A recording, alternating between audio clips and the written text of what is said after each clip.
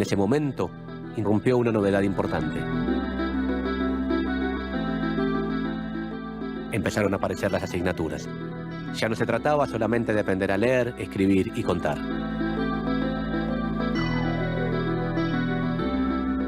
Estos cambios no se dieron de un modo uniforme en todo el territorio. El Congreso Pedagógico de 1882 fue el lugar en donde se intentó acordar un sistema educativo común que plasmase el ideal de Sarmiento de hacer del país una escuela. Las sesiones del Congreso transcurrieron con la exposición y debate de trabajos previamente encargados a especialistas como Paul Grossac, Marcos Sartre y José Posse. Las temáticas iban desde aspectos generales de la política educativa a otros de orden más cotidiano, como el trabajo en clase. En este sentido, se presentaron estrategias didácticas novedosas, como el método intuitivo o la práctica de tomar lección. Un inspector técnico recomendaba: lo primero es procurar que el niño comprenda la lección. Lo segundo es obligarle a recitar lo que ha retenido con la ayuda de un sencillo texto.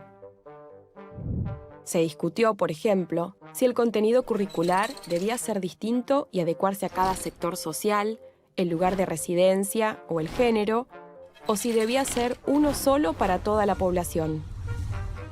Finalmente, pudieron definirse las recomendaciones para la futura Ley de Educación Nacional. Esta tendría que ser común, obligatoria en su nivel primario, graduada, es decir, organizada en cursos o grados agrupados por edades, y gratuita. Si bien en estos puntos centrales se logró llegar a un consenso, se dio un debate en el cual no hubo acuerdo posible. Ese debate fue el de la laicidad, es decir, si se debía enseñar o no contenido religioso en clase. En torno a este tema, las diferencias entre católicos y liberales se tornaron irreconciliables. Generalmente se trata el tema del conflicto entre laicos y liberales como si estos fueran un bloque. El Congreso del Pedagógico del 82 trató muchísimos temas y no solo el problema de la religión, que era el único punto donde efectivamente los liberales se emblocaban contra los católicos y los católicos, que tampoco no eran un bloque homogéneo, se emblocaban contra los liberales. No obstante esto, las disputas entre liberales y católicos llevan a Roca en un determinado momento a pensar en la disolución del Congreso Pedagógico. Esta disputa entre sectores liberales y católicos se vivió intensamente entre los intelectuales de la época. Los católicos sostenían que una educación pública sin religión sería una educación atea que produciría la catástrofe moral en la población. Ellos creían que una escuela sin Dios bajaría el nivel de civilización del pueblo argentino. Los liberales, encabezados por el ministro de Justicia, Culto e Instrucción Pública, Eduardo Wilde, creían que la enseñanza de religión en las aulas significaría un retroceso. Nos hundiría en el atraso y la intolerancia, y ahuyentaría y excluiría a los extranjeros, y por consiguiente sería un factor negativo en relación al progreso de la joven nación que se pretendía consolidar.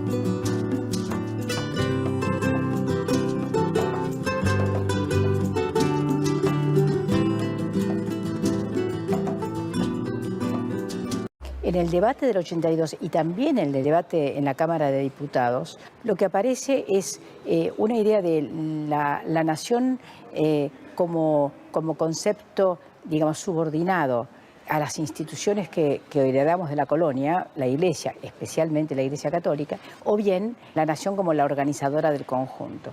En un momento histórico político en donde la inmigración empezaba a ser un problema realmente fuerte, era problema y era utopía y era aspiración. Entonces, de alguna manera, la clase que ya se estaba conformando como oligarquía quería y temía, ¿no?, esa inmigración, ¿no? En los dos debates lo que uno encuentra es, digamos, la intención de utilizar la educación como un instrumento de control de la sociedad, y al mismo tiempo está la otra idea que es la de la formación del ciudadano, ¿no? En ese sentido, la discusión sobre si la educación sería católica o sería laica, yo creo que es una discusión que esconde el debate profundo por el poder. Porque la ley 1420 tiene además una idea de construcción del sistema escolar que es asentado en la comunidad.